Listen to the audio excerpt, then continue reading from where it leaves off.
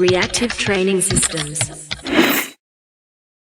Over the last several years of training and coaching and lifting, I've had a lot of interesting conversations. And one of them that recently stuck out to me was a conversation I was having with one of my friends, one of my buddies, about the differences in training for competition and training just to get stronger. And it's an interesting question, really, because you would think that once you decide you want to compete, that you would need to make drastic changes to your program because, you know, you're ready to go. You want to get as strong as you can, as fast as you can.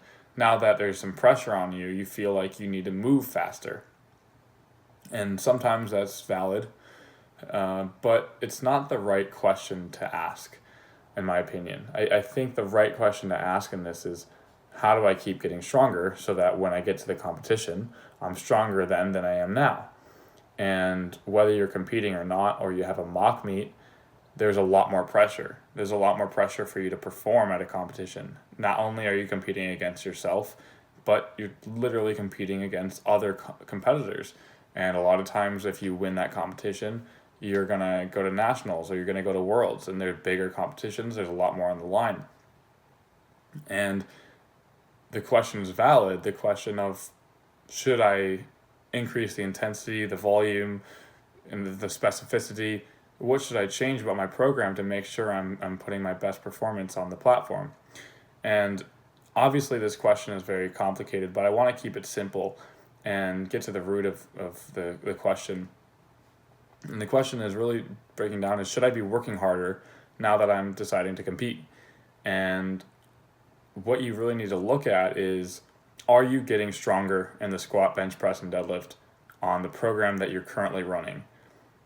The competition itself should not really be dictating how you design your program, other than you do need to be cautious about making sure you're able to peak when the competition comes, so that you really are able to show the world your best self and show the competitors the best performance you can put together, and really taking what's there on the day that you compete.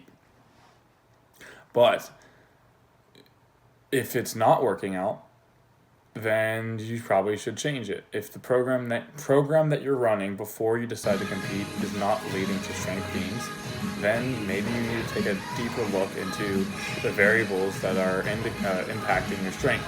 And this is where the competitive nature should encourage you to make some changes to how you approach your training on a more baseline level. And that maybe before you decided to compete, you didn't track anything.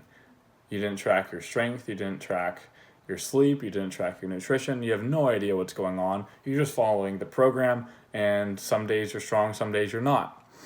When the competition gets closer, the less that you're aware of your strength, the less control you'll likely feel like you have on how you perform on that competition day. So what might be beneficial, instead of trying to change everything about the program right away, is to start changing some of the habits that you've established when maybe you weren't so competitive. The first one for most people that is going to benefit them the most is to start tracking their training. Track how they're performing. Use a training log like the one we have on reactivetrainingsystems.com, and try to put as much data as they're comfortable with. Track their recovery. We actually have a track application that is designed to track your recovery, give you recommendations when you need more volume, when you're recovering too well, when you need to back off, maybe move training to another day. There's a lot of awesome tools on there, and there's other websites you can use as well, but the ones that we have on our program, on our website, are specifically designed for powerlifting and to track what matters. And that's the key. You can track so many different things, but when the competition is on the line, you need to sift through the variables that are important and the variables that are not important. And when you find those variables that are important, maybe certain exercises that you're using are impacting your strength in a positive way, and others are impacting your strength in a negative way. If you cut out some of those exercises or some of the intensities that you're using, perhaps that will allow you to have a better performance. But that does not mean the competition itself should change how you're writing the program, the goal is still the same. It's to get stronger. So as the pressure increases, you need to decide what matters to you, and are you willing to put in the work on maybe in the dirt. It's not just the PRs, because you need to know how those PRs are happening. If you don't know how those PRs and how you don't know how you're making progress, then changing the program itself isn't going to do any good. I only recommend changing the program when necessary, looking at the variables that matter. If you track your programming in a way that is beneficial to you and comfortable for you, that's going to lead to a better performance on the platform, and hopefully leading to PRs and long-term results.